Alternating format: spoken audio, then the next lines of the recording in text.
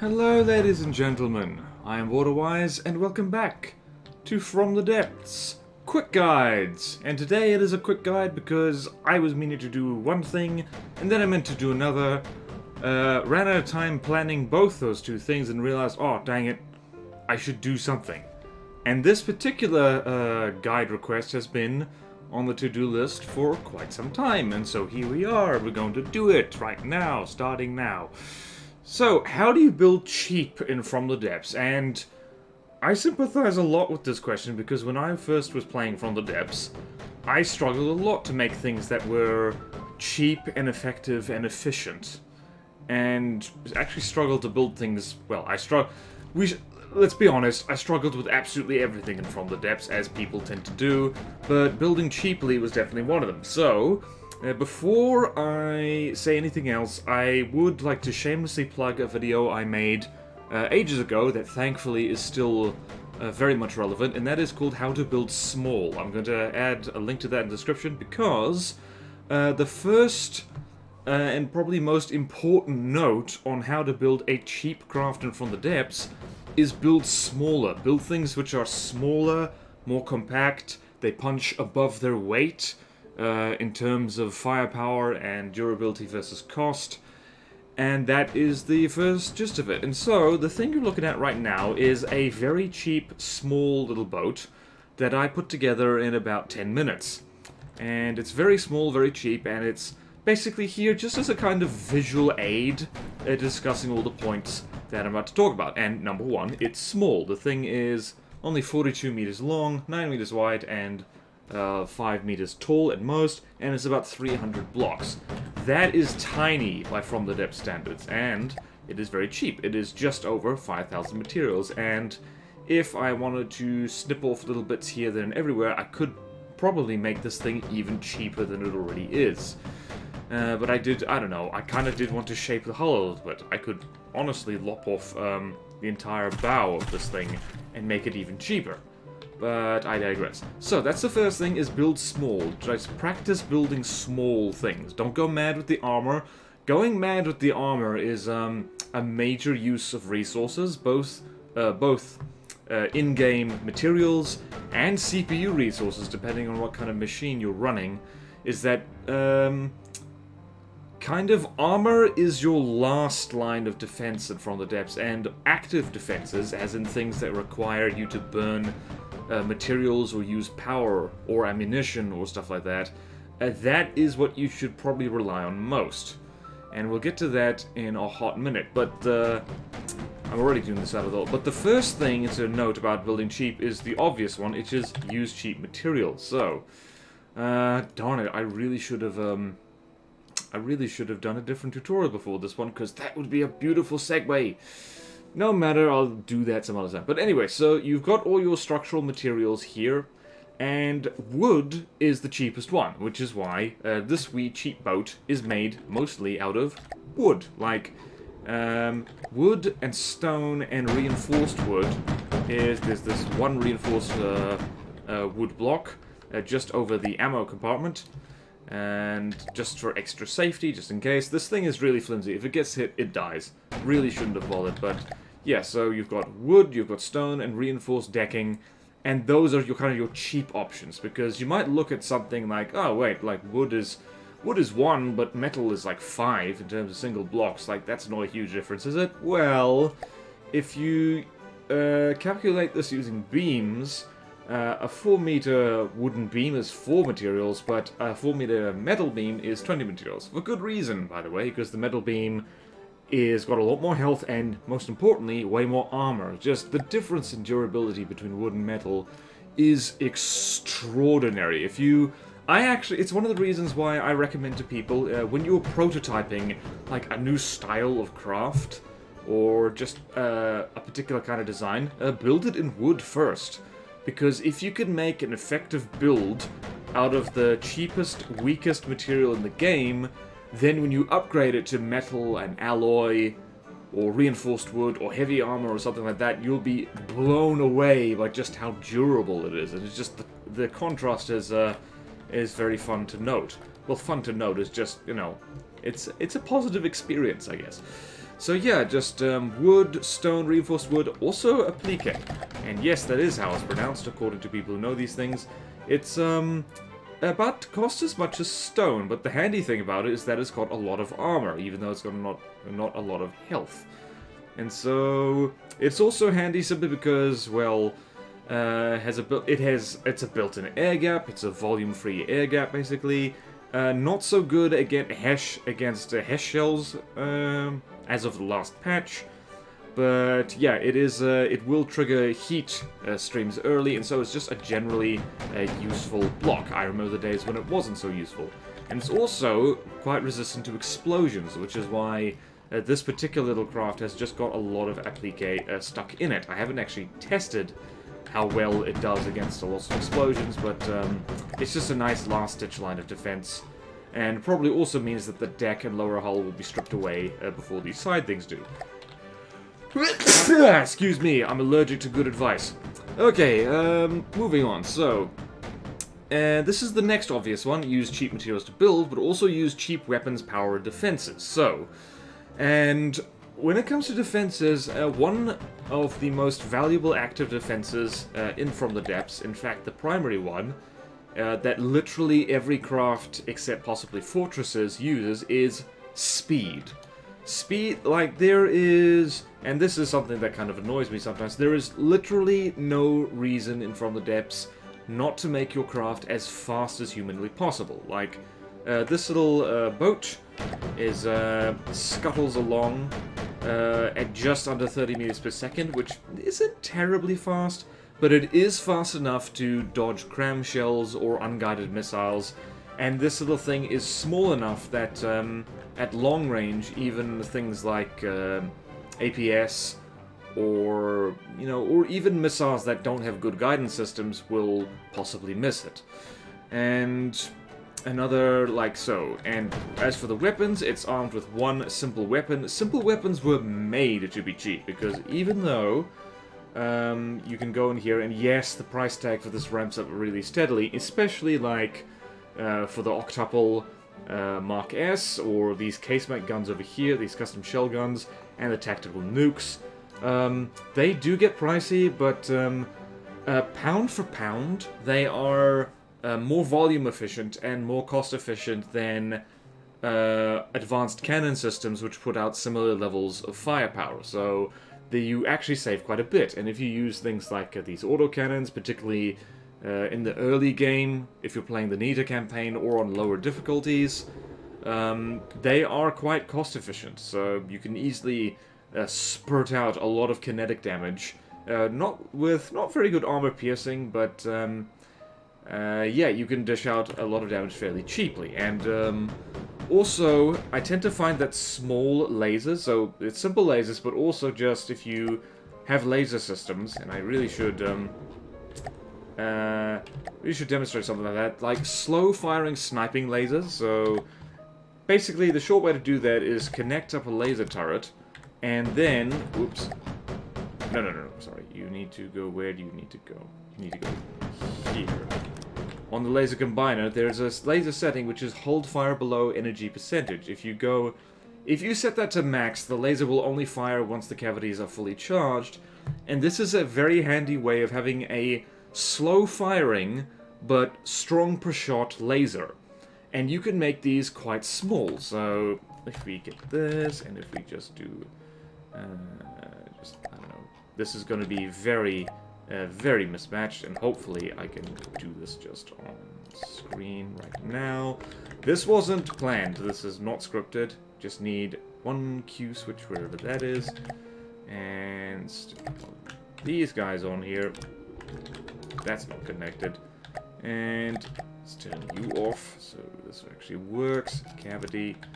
And a laser pump or two. Whoops. There we go.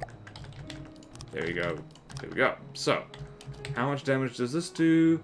Below 100% total cavity energy holding fire. This loads very slowly. So we're gonna just do this. Lasers tend to do a lot better when they're big, but you can still make them work when they're small. Let's just add one of these and one of these. This is still pretty darn tiny. So the damage of next shot, and we're just going to add some frequency doublers right here. Right there. Okay, so damage next shot is 1000 with this little setup. And let's just test how expensive this is.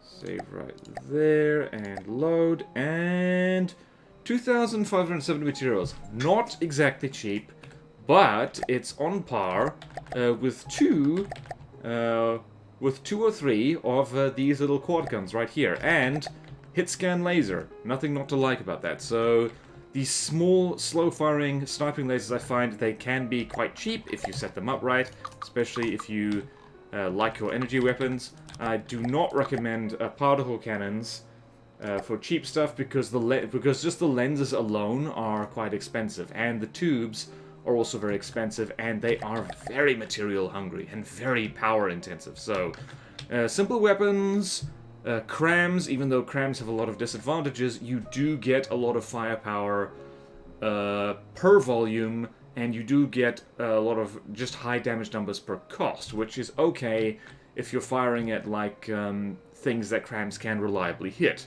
So slower craft, less errata craft, stuff like that. And, yeah, simple weapons, just used properly, just, you know, they're very easy, they don't require much backline, and that's a good way to be cheap. As for power, I think one of the cheapest ways to be power, and this might come as a shock to people because I almost never use these, is steam. So, steam engines are actually a pretty cheap way of using power. They do burn through materials quite a lot, but this particular setup right here actually works quite well. You'll notice that it's only about 450 power and it's battery powered, but a small craft that doesn't use a lot of power doesn't need a particularly big, powerful engine. In this particular case, these things do not use much energy per second, so... And these particular things that use is about... Let's turn that off, you'll see... Wait, nope, let's not do that. So, we're using about 1 material per second, roughly. And we actually keep salvaging that back. And so, yeah, electric steam is actually very, quite cheap and easy. Not the best thing to use once you start needing large amounts of power. Regular steam engines or fuel engines are better for that.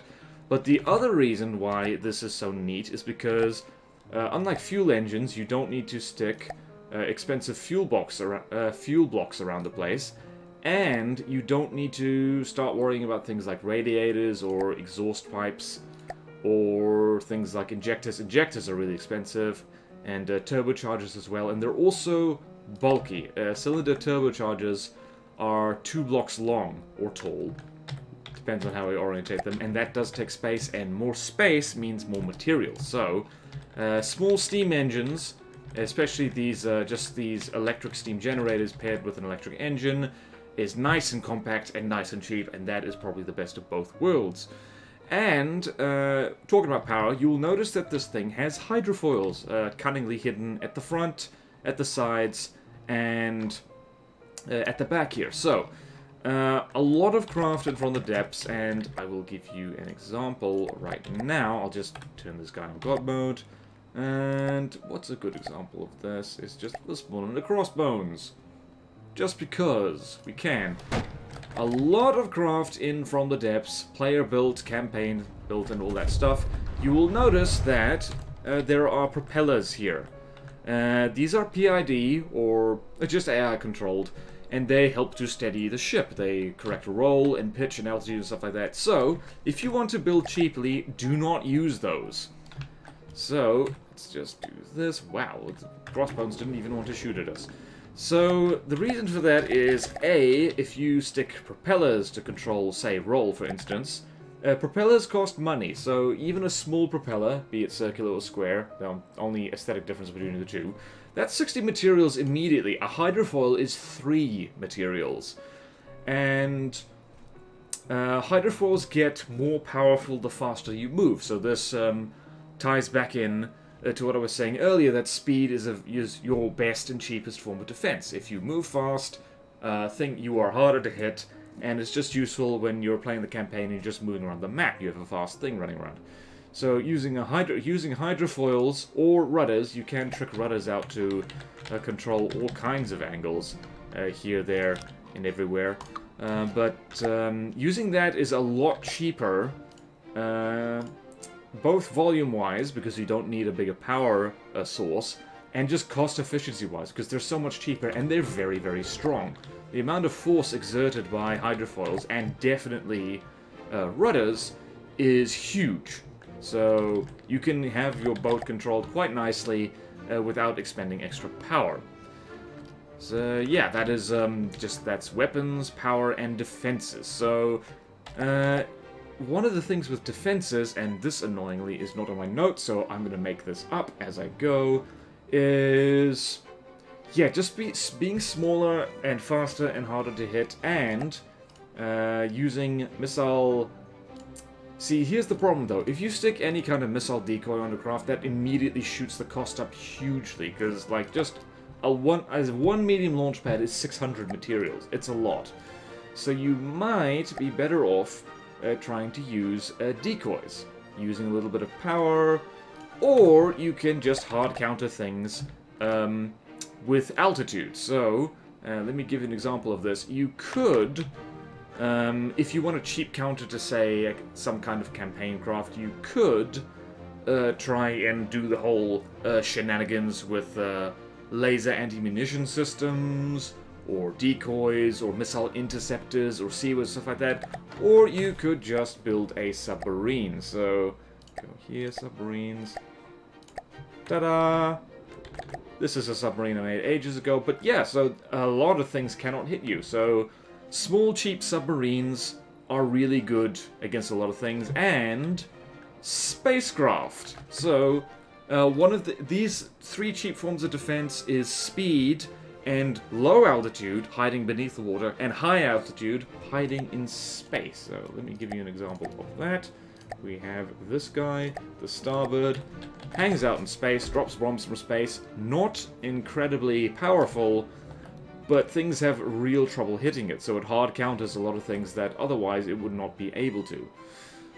So yeah, that is the gist of it. Basically, you gotta build small, compact, and clever, and do more with less. Which brings us neatly to this last point, which is build efficiently whenever possible. And this is where, once again, I will plug the video I made ages ago, how to build small, because building small, building compactly is all about efficiently. It's about cramming more stuff, more power, more potential into a smaller space. And here's the bad news, people. That just takes practice. You just gotta do it over and over again and just practice getting good at that. Squeezing stuff into a tiny space. And I technically have not done that incredibly well because there's still a bit of wasted space in this wee boat. But still works quite well. And yeah, so it's just whenever you have to... I know a lot of people in From the Depths, they like building big stuff. They like building huge battleships and starships and, like, you know, just nuclear pack-in submarines and stuff like that. And in order to build, in a weird way, learning to build cheap and learning to build small, because those two things go hand in hand a lot, like I keep saying, that actually helps you build bigger things better, because you realize, okay, so what I was doing before, this, and this was excessive and not necessary. I could do this, and this instead. So yeah, and that's basically it. Nice quick guide. So just very brief recap. If you want to build something in From the Depths that's nice and cheap, oops, shouldn't have done that. Firstly, build it small, because smaller things, less blocks, less materials. Build using cheaper materials, so instead of using metal or alloy or heavy armor, you use wood, stone, reinforced wood, and applique. And you use cheap weapons, power and defenses, so for your weapons you use the simple weapons, you use slow-firing single-shot lasers and cram cannons, works quite nicely. And for anti-submarine things like custom shell weapons with super cavitation shells, I believe, haven't tested it, haven't done the math, I believe that is cheaper than torpedoes, so keep that in mind. And steam is probably your cheapest choice, just in terms of block cost when it comes to power. You don't want to go straight to injector engines or just huge fuel engines, stuff like that. And use forms of vehicle control that does not use power. So, actually, let's just spawn in a tiny thing. So we can watch this thing shoot at it. Yeah. And watch it rock around like crazy. Yeah, and then you just gotta practice building efficiently. Uh-oh. So yeah, just, you know, practice, squeeze it in. I hope that's helpful. That sounded helpful to me. Wow, we already killed one. My goodness. Poor sea vipers. See? Simple weapons. When you've got a $5,000 boat against other things that are $5,000, it does quite well in its weight class. So anyway, that does it for this quick guide, which, looking at my timer, is probably still not as quick as I could have made it. Thank you all so much for watching. Please like, comment, subscribe if you want to see more videos like this. Support me on Patreon or YouTube membership if you like. It really helps. There's fun perks in it for you. And thank you to all my current supporters, and I will see you next time in From the Depths. Farewell.